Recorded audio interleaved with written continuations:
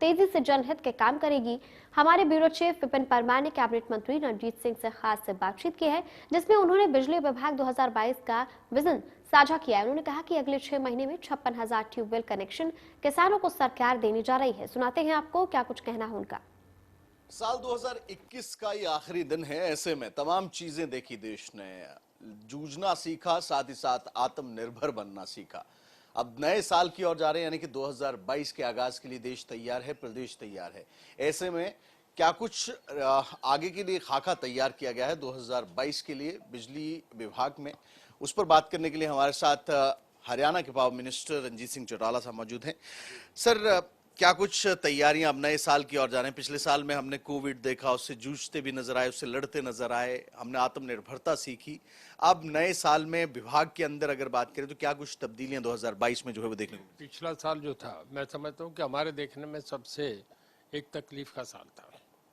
पहली बार कोविड जैसी बीमारी जो कि कभी नहीं देखी थी, किसी को पता ही नहीं, और कभी जमाना बीत जाएगा तो लोग चर्चा करेंगे कि ये एक विषय था कि क्या हुआ था, कभी कोविड आया था, इसका चर्चा रहेगा आने वाली पीढ़ियों के लिए। और इसमें बहुत देश को नुकसान हुआ, लोगों की जान भी गई। इससे ज़्यादा बिजनेस पे बहुत बड़ा नुकसान हुआ, इंडस्ट्रीज़ को हर मतलब वर्ग के उसमें काफ़ी नुकसान हुआ, पूरे अंतर्राष्ट्रीय था। अब हम चाह रहे हैं कि नया साल, हालांकि सुन रहे हैं तीसरी लहर भी आ रही है, पर हमें नहीं, बहुत हिम्मत करके हौसले से अगले के लिए, हमें अच्छे के लिए सोचना चाहिए। मैं समझता हूँ कि नया साल हमारे लिए बहुत बढ़िया आएगा। जहाँ तक सरकार की बात है, महकमों की बात है, हम पूरी तैयारी से हैं और कोविड की तकलीफ नहीं आए, बाकी कहीं कोई कसर नहीं रहेगी। बहुत डिपार्टमेंटल, बहुत लोग हौसले में हैं, हमारा बहुत नॉर्मल कंडीशन पे हम आ गए हैं। और अभी पिछले दिनों में हमारे डिपार्टमेंट में जो आप समझ रहे हैं बहुत बढ़िया किया है, बहुत अच्छा परफॉर्म करा है। निर्मला सीतारमण जी जो वेरी अपडेट है, फाइनेंस मिनिस्टर, पूरा फाइनेंशियली इंफ्रास्ट्रक्चर को समझ रहे हैं। उनका ये कहना था वीसी पे, सारे चीफ मिनिस्टर से कॉन्फ्रेंस पे सब लोगों ने देखा है कि मैं हरियाणा के चीफ मिनिस्टर और हरियाणा की गवर्नमेंट को बधाई देना चाहती हूँ कि बहुत बढ़िया इन्होंने करा है। और मैं सेंटर की टीम भी भेजना चाहूँगी, अगर दूसरे चीफ मिनिस्टर से कहूँगी कि हरियाणा के पावर डिपार्टमेंट को मॉडल समझ के इसे अपनाएं और आगे चलाएं। तो दूसरा, पिछले साल में जो एक हमें बहुत अच्छा कॉम्प्लीमेंट मिला कि फास्ट डेवलपिंग स्टेट में हरियाणा जो है हमारा नंबर 2 पे रहा बड़ी स्टेटों में। तीसरा, गुड गवर्नेंस पे मिलना, मैं ये समझता हूँ बहुत बड़ा कॉम्प्लीमेंट है कि आजकल जो डिजिटल का ज़माना है, इसमें अगर गुड गवर्नेंस में हरियाणा को 1 नंबर करा गया है तो मैं समझता हूँ हमारे मुख्यमंत्री जी को और पूरी सरकार को और प्रदेश के लिए बहुत एक अच्छी बात है। ट्यूबवेल कनेक्शंस को लेकर एक वायदा आपने किया, 2022 तक तमाम ट्यूबवेल कनेक्शंस जो है वो दे दिए जाएंगे। कितने तैयार हैं हम 2022 में? क्या ये सपना जो है वो साकार हो जाएगा किसान? देखिए, हमारे पास टोटल 56,000 कनेक्शंस हैं, जिनमें हमने जो सोलर के हैं वो ऑलरेडी हमने 12,000 कनेक्शन दे दिए, हम पे 15,000 दे दिए, 22,000 ऑलरेडी लाइन में हैं, जिनका हमने हाई पावर परचेज कमेटी से फाइनल कर दिया। और अगले 6 महीने में ये कनेक्शन लग जाएंगे, लग रहे हैं अभी भी तेज़ी से, 6-7 हज़ार लग गए, 8,000 हमारे हाथ में हैं, वो लग जाएंगे। दूसरे जो रेगुलर हैं उसमें हमने पहले 15,000 कर दिए, अभी हम अगले जो अभी कर रहे हैं, जो अलॉट करें वो 15,000 और करे हैं, ये 22 जून 2022 तक कर दिए जाएंगे। बाकी जो कुछ रहेंगे उसको हम फिर ले रहे हैं कि काउंटर पे पैसा लेके, और 8 हमने मोटर्स अप्रूव करी है ताकि किसान को दिक्कत नहीं आए। अपना हमारा एसडी और जेयू से जाके अप्रूव करे, देखे ये ठीक है, उसके बाद किसान अपनी मोटर खरीदे और लगाए। 2021 का साल कई उतार चढ़ाव भरा वाला रहा, और ऐसे में विपक्ष भी सरकार पर कई तरह के तंज कसता रहा, चाहे वो एचपीएससी हो, भर्तियों की बात हो, पेपर लीक का मामला हो। क्या कहेंगे सर? अभी सेशन हुआ, तमाम मुद्दों पर जो है विपक्ष तलक दिखाई दिया सत्ता पक्ष की, और क्या जवाब?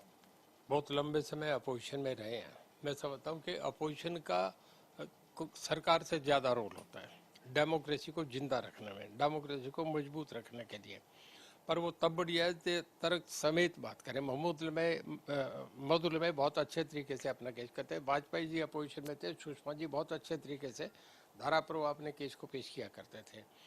अपोजिशन ने हमारे हल्ला गुल्ला तो जरूर करा, पर उन पर कुछ नहीं था। उन्होंने एक जो मेन मुद्दा आया, हमने एक दिन सेशन भी बढ़ाया, मेन मुद्दा हरियाणा पब्लिक सर्विस कमीशन की एक बात की थी।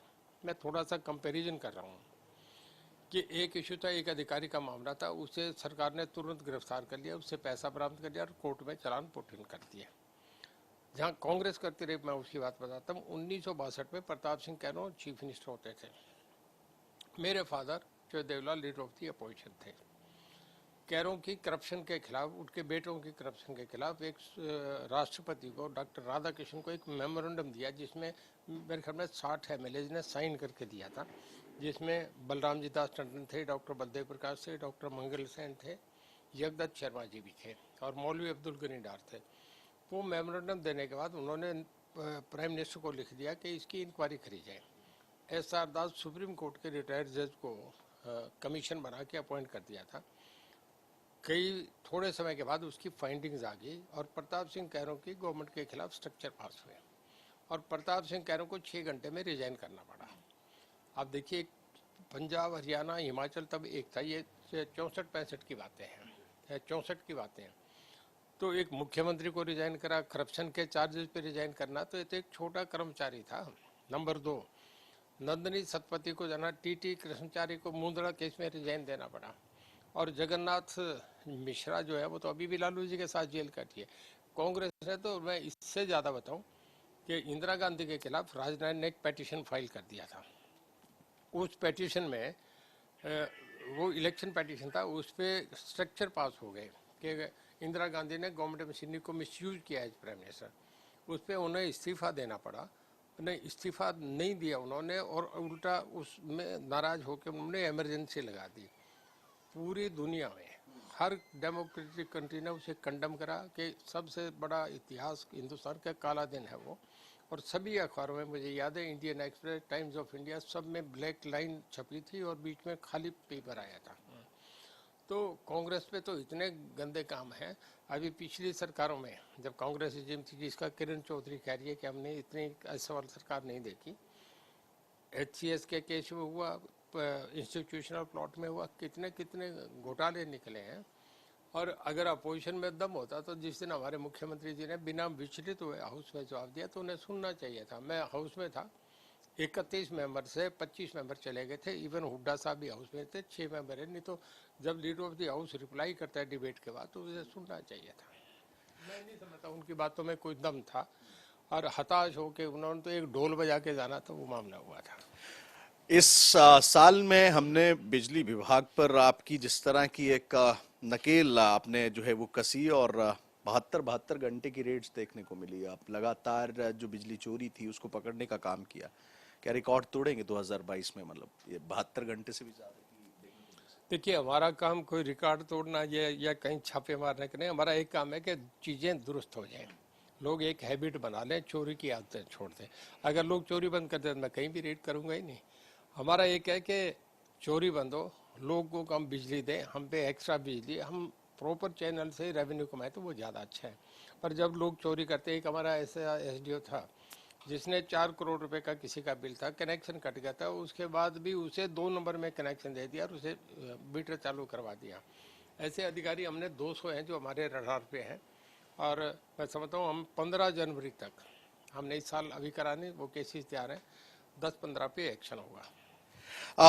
आखिरी एक संदेश आपसे लेना चाहूंगा कि ओमिक्रॉन का खतरा लगातार बढ़ता जा रहा है सर, बच्चों की वैक्सीनेशन आ गई, क्या अपील लोगों से करेंगे कि सुरक्षा कवच के तौर पर मास्क है, सोशल डिस्टेंसिंग है और टीका है, तो ऐसे में आप क्या लोगों से, हरियाणा के लोगों से क्या? देखिए, डॉक्टर तो सुनते हैं, रात में एक लंदन के डॉक्टर बोल रहे थे, उन्हें भी सुन रहा था। ये एक ऐसी बीमारी है जो बहुत तेज़ी से फैल रही है, इसकी स्प्रेडिंग स्पीड जो है बहुत ज़्यादा है। पर एक ऐसा इम्प्रेशन भी है कि ये इतना डेडली नहीं है जितना दूसरे वाले थे। ये एक थोड़ा सा ठीक शगन है, बहुत तेज़ी से फैल रहा है। मैं ये समझता हूँ हमारे जो आ रहे हैं बहुत चीज़ें रिपोर्ट भी नहीं होती, जो लोगों को पता नहीं, जो गांव में बैठे जब तक टेस्ट नहीं होगा क्या पता लगेगा। केस कल से मैं समझता हूँ बड़ी अलार्मिंग सिचुएशन है, हमें ध्यान रखना चाहिए।